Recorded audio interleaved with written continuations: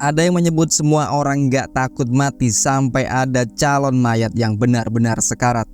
Maut berkisar di atas kepalanya dengan pasti, menyapa mengingatkannya betapa hebat tingkah laku dan selama ia hidup beraksi. Maut pun menantangnya balik, menyebutnya manusia yang palsu. Habis hidupnya dalam rutin yang membosankan, mewujudkan ambisi kata orang, mewariskan isi dunia yang sama sia-sianya pada anak cucunya. Semua ini dituduhkan oleh maut demi menjawab sesumbar keberanian calon mayat yang dulu dikeluarkannya. Calon mayat menjawab tersedak sampai ludah di tenggorokannya mengering sudah. Dan ketika ia menengok ke bawah, yang tinggal hanyalah bangkai berdebah. Manusia jenis yang lain setiap detik memikirkan kematian, tenggelam dalam ketakutannya sampai ia nggak sadar. Sebenarnya bukanlah kematian yang ditakutinya, tapi malah takut pada bentuk ingatannya ini sendiri, membuat ia jadi lupa diri dan dunia. Sementara manusia jenis yang lainnya lagi malah sama sekali ingin meniadakan konsep tentang betapa dekatnya kematian.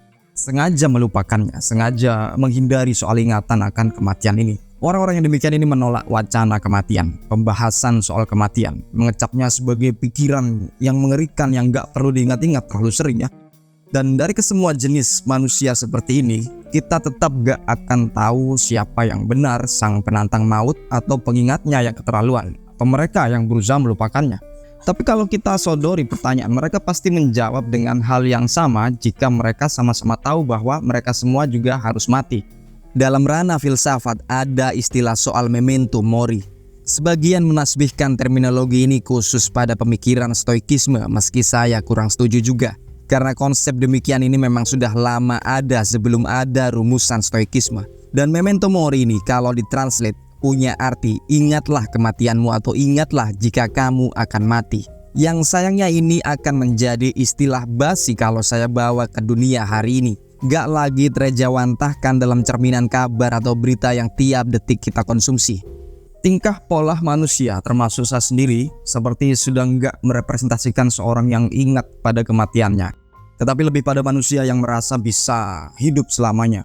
Karena apa? Karena mayoritas dari kita semua lebih memilih untuk berpikir apa yang menggembirakan dan membahagiakan bagi kita sendiri. Jadi mayoritas kita hidup dalam pikiran bagaimana caranya untuk tidak kepikiran soal mati. Untuk memikirkan kematian saja kita sudah ketakutan, apalagi untuk ketemu sang maut itu sendiri. Kita menolak betul-betul wacana kematian. Jangan sampai terlintas pada otak kita karena itu hanya akan mengganggu kenikmatan hidup kita di dunia. Atau bahkan dianggap pikiran soal kematian hanya akan membuat kita makin pesimis. Ini sudah kuno, ketinggalan zaman karena kita sudah hidup di zaman yang serba optimis. Tapi kalau kita ini seperti yang sudah saya ungkapkan, sengaja untuk menghindarkan diri dari wacana kematian jauh-jauh dari otak kita, ada baiknya ini harus direvisi. Kalau tadinya kita belok kanan, kenapa nggak kita coba sekali-sekali untuk belok kiri dengan embracing the death atau memeluk kematian, atau biar nggak terlalu mengerikan terminologinya, kita boleh juga menggantinya dengan menggenggam memento mori. Dan untuk betul-betul memahami hal ini kita harus periksa dulu konteksnya. Dan seperti biasa saya akan menggambarkan ini dengan sebuah narasi cerita yang kali ini dari film Ikiru. Salah satu film terbaik dalam sejarah manusia karya maestro Akira Kurosawa yang mungkin sebagian dari kalian juga sudah pernah melihatnya. Nah, Ikiru ini menceritakan Kanji Watanabe, seorang birokrat tua yang telah lama sekali bekerja di kantor pemerintahan. Atau bisa kita katakan juga ia berprofesi sebagai PNS. Dalam pengabdiannya selama hampir 30 tahun, ia sama sekali tak pernah membolos kerja. Semuanya dilakoni dengan tekun dan seksama. Singkatnya, hidupnya sangat mudah untuk diprediksi. Namun suatu saat Kanji mengetahui bahwa ia menderita kanker di perutnya yang sudah sangat parah dan tak mungkin bisa disembuhkan. Dokter yang menangani menyebut hidupnya tinggal 6 bulan lagi. Fakta ini pun membuat Kanji mau tak mau merenungi hidupnya. Ia berusaha untuk memahami hidupnya sekali lagi dan menyadari betapa tidak berartinya hidupnya selama ini. Bahwa kalau dihitung-hitung, ia cuma mencapai sedikit saja hal yang ia timbang bermakna atau memiliki value yang berarti. Dan salah satu diantaranya ialah berhasil membesarkan anaknya sendirian. Meski anak satu-satunya ini malah menjadi benalu di saat dewasa. Istri Kanji memang sudah mati sejak dirinya muda, meninggalkannya dengan seorang anak kandung laki-laki yang meski amat disayanginya, Ketika dewasa, anak ini hanya bertujuan untuk mengusirnya dari rumahnya sendiri dan mengambil warisan serta pesangon PNS-nya. Ini membuat akhir hidup Kanji menjadi semakin pahit, pilu, dan menyedihkan. Awalnya seperti pada normalnya manusia lain, ia mencoba melupakan penyakit dan kondisi rumahnya dengan mencari pelarian kenikmatan sesaat. Bersama teman baru yang ditemuinya di sebuah warung sake, ia mengunjungi rumah pelacuran, minum-minum dan berjudi. Tetapi bahkan ketika larut pada hal-hal yang demikian ini, Kanji menjadi merasa hari-harinya semakin kosong dan buntu. Ia seakan sudah putus asa untuk mencari makna di hari-hari terakhirnya. Sampai akhirnya Kanji memutuskan untuk membuat satu perbedaan dengan mendedikasikan dirinya pada proyek yang tampaknya tidak ada harapan untuk terkabul, yakni mengubah suatu area yang diabaikan dan dipenuhi limbah menjadi taman bermain anak-anak.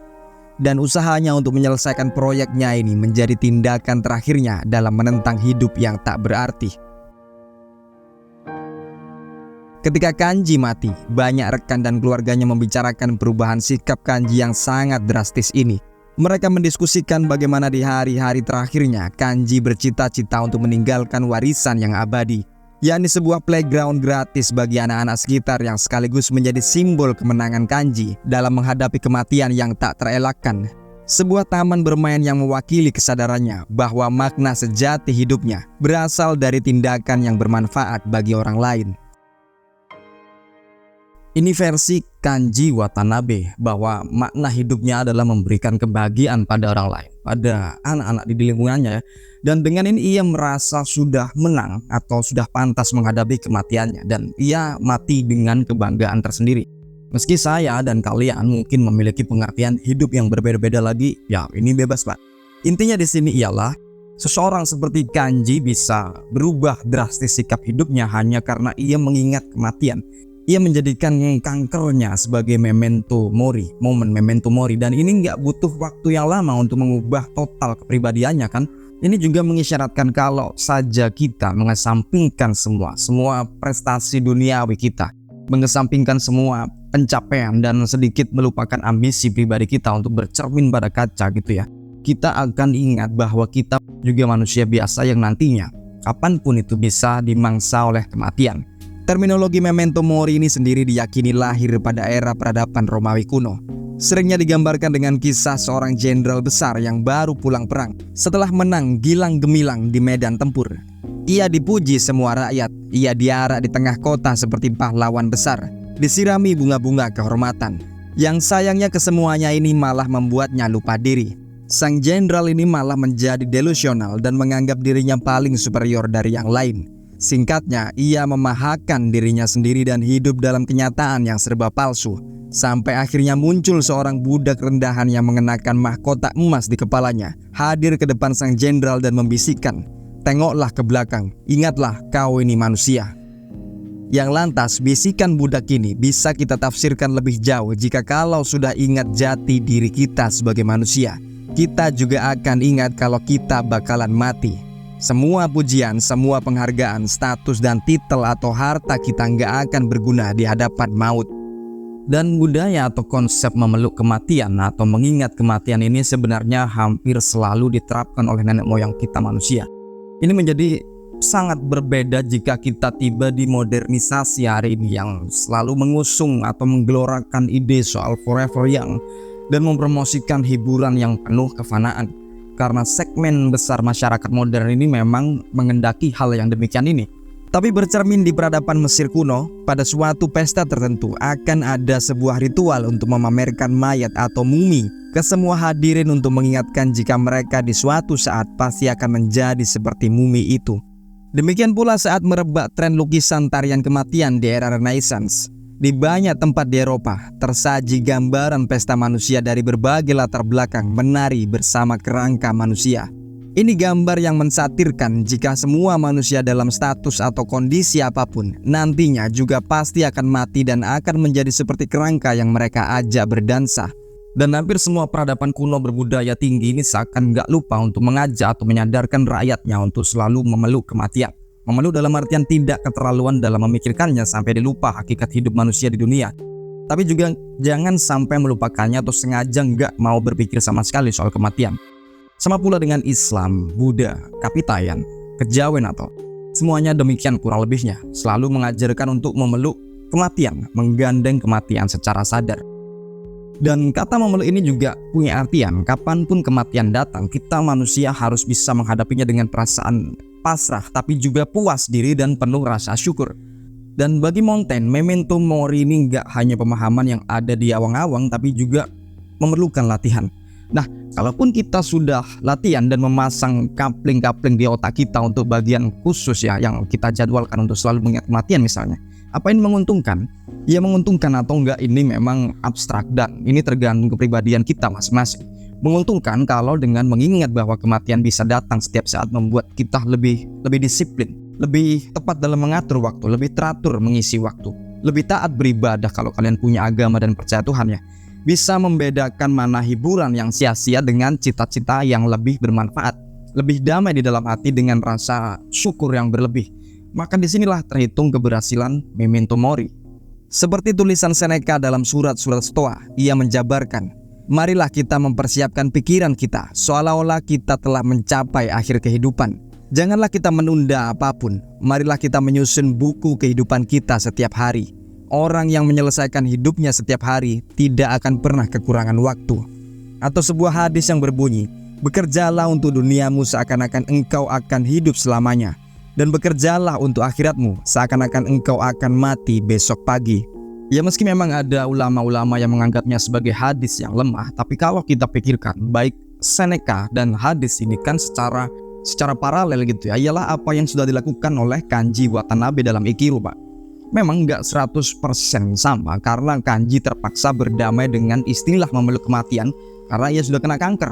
Tapi sebagai pembelajaran kita juga bisa melakukan hal yang seperti dilakukan oleh Kanji tanpa menunggu kita kena penyakit atau menderita apa gitu ya. Atau bisa juga kita ibaratkan bagaimana kaum sufi yang bergembira di dalam sekaratnya menganggap kematian itu adalah hari pernikahan mereka. Dan kegembiraan ini kan hanya bisa dicapai kalau orang-orang demikian ini sudah berhasil menemukan makna dalam hidupnya masing-masing. Kalau Kanji Watanabe menganggap dirinya sudah menang besar setelah membangun taman bermain, ia bisa login ke akhirat dengan bangga, itu versinya. Tapi lantas bagaimana dengan kita? Karena kita juga harus ingat mati sebelum kematian mengingatkan kita kan.